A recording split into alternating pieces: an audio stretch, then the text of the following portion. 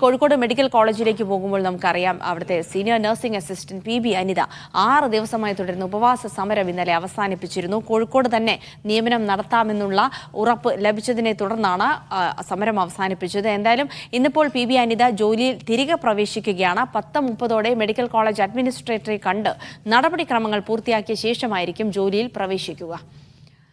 സലാം മുഹമ്മദ് ഉണ്ട് വിവരങ്ങൾ നൽകാനായി. സലാം, അനിതയെ സംബന്ധിച്ചിടത്തോളം ഒരു താൽക്കാലിക നീതി കിട്ടി എന്നതിനപ്പുറത്തേക്ക് പ്രത്യേകിച്ച് ഈ നിയമന ഉത്തരവിൽ തന്നെ പറയുന്നുണ്ട് ഇത് കോടതി നടപടികളിൽ ബാധകമായിരിക്കുമെന്ന് പറയുന്നുണ്ട്. സർക്കാർ പുനഃപരിശോധനാ ഹർജിയുമായി മുന്നോട്ട് പോകുന്ന ഒരു സാഹചര്യത്തിൽ വളരെ താൽക്കാലികമായ ഒരു നീതി എന്ന് മാത്രമേ ഇതിനെ വിശേഷിപ്പിക്കാൻ കഴിയുള്ളൂ, അല്ലേ? അങ്ങനെ വേണം കരുതാൻ. കാരണം ഈ മെഡിക്കൽ കോളേജ് ICU പീഡന കേസുമായി ബന്ധപ്പെട്ട് അതിജീവിതക്കൊപ്പം നിന്നു എന്ന കാരണം ചൂണ്ടിക്കാണിച്ചുകൊണ്ടാണ്, അല്ലെങ്കിൽ അതുമായി ബന്ധപ്പെട്ട പ്രശ്നങ്ങളെ തുടർന്നാണ് PB അനിതയെ കോഴിക്കോട് മെഡിക്കൽ കോളേജ് ആശുപത്രിയിൽ നിന്നും ഇടുക്കി മെഡിക്കൽ കോളേജ് ആശുപത്രിയിലേക്ക് സ്ഥലം മാറ്റിക്കൊണ്ടുള്ള സർക്കാർ നടപടി ഉണ്ടായത്.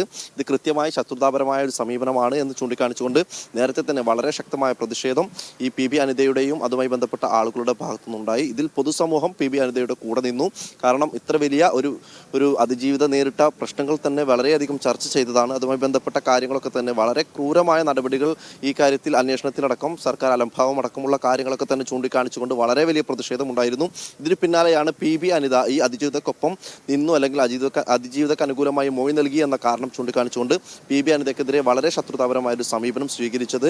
ഇടുക്കി മെഡിക്കൽ കോളേജിലേക്കാണ് ആദ്യം സ്ഥലം മാറ്റിയത്. ഇതിനെതിരെ കേരള അഡ്മിനിസ്ട്രേറ്റീവ് ട്രിബ്യൂണൽ അടക്കമുള്ള അവരെ സമീപിച്ചുകൊണ്ട് അനുകൂല വിധി നേടിയെടുത്തിട്ടുണ്ടായിരുന്നു. പിന്നാലെയാണ് കോടതിയെ സമീപിക്കുകയും അനുകൂലമായ ഒരു വിധി നേടിയെടുക്കാൻ PB അനിതയ്ക്ക് സാധിക്കുകയും ചെയ്തത്. അതിന് പിന്നാലെ നിയമനം നൽകണമെന്ന ഹൈക്കോടതി ഉത്തരവുണ്ടായിട്ടും നിയമനം നൽകാൻ സർക്കാർ തയ്യാറായില്ല, അല്ലെങ്കിൽ ആരോഗ്യവകുപ്പ് തയ്യാറായില്ല എന്നത് ചൂണ്ടിക്കാണിച്ചുകൊണ്ടാണ് 6 ദിവസം നീണ്ട ഒരു സമരത്തിലേക്ക്, പ്രതിഷേധത്തിലേക്ക് PB അനിത കടന്നത്. ഏതായാലും വളരെ ശക്തമായ നിശ്ചയദാർഢ്യത്തോടു കൂടിയുള്ള ഒരു പ്രതിഷേധം തന്നെയാണ് കോഴിക്കോട് മെഡിക്കൽ കോളേജിൽ ഈ സമയങ്ങളിലൊക്കെ തന്നെ, അല്ലെങ്കിൽ ഈ അടുത്ത കാലത്തൊക്കെ തന്നെ നടന്നു വന്നത്. 6 ദിവസം നീണ്ട സമരത്തിനൊടുവിലാണ് ആരോഗ്യവകുപ്പ്, അതായത് പൊതുജനം അത്രമേൽ ഈ കാര്യങ്ങളിൽ പ്രതിഷേധം രേഖപ്പെടുത്തുന്നുണ്ട് എന്ന് ആരോഗ്യവകുപ്പിന് തോന്നിയതിന് പിന്നാലെയാണ് ഇക്കാര്യത്തിൽ ഒരു നടപടിയിലേക്ക് കടക്കുന്നത്. ഏതായാലും PB അനിതയെ നിയമിക്കണം എന്നല്ലെങ്കിൽ കോഴിക്കോട് മെഡിക്കൽ കോളേജിൽ തന്നെ നിയമനം നൽകണമെന്ന ഉത്തരവ് ആരോഗ്യവകുപ്പ് പുറപ്പെടുവിച്ചതിന് പിന്നാലെ ഇന്ന് 10:30 കോഴിക്കോട് മെഡിക്കൽ കോളേജ് അഡ്മിനിസ്ട്രേറ്റീവ് ഓഫീസറുടെ മുന്നിലെത്തി, അല്ലെങ്കിൽ അദ്ദേഹത്തെ കണ്ട് നടപടിക്രമങ്ങൾ പൂർത്തിയാക്കിയ ശേഷം 10:30 ജോലിയിൽ തിരികെ